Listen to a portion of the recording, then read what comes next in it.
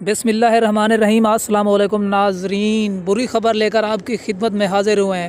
Cricket کی دنیا میں پروفیسر کے نام سے پہچانے جانے والے پاکستانی کرکٹ ٹیم کے سابق کپتان آل راؤنڈر محمد حفیظ نے T20 سے بھی الوداع کہہ دیا۔ مکمل تر تفصیلات بتانے سے پہلے آپ لوگوں سے گزارش ہے کہ ہمارے چینل کو فری میں سبسکرائب کر دیں، ساتھ میں لگے بیل آئیکن کو بھی پریس کر دیں۔ آئیے اب چلتے ہیں تفصیل کی جانب۔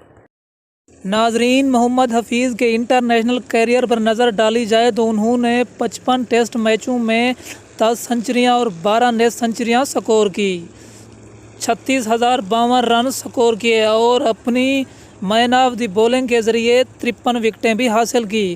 انہوں نے 218 ون ڈے انٹرنیشنل میچوں میں پاکستان کی نمائندگی کی، 11 سنچریوں اور 38 نیز سنچریوں کی مدد سے 6614 رنز بنائے، 139 وکٹیں حاصل کی۔ اب تک کی ویڈیو اتنا ہی کافی، ہمیں دیجیے اجازت، اللہ نگہبان۔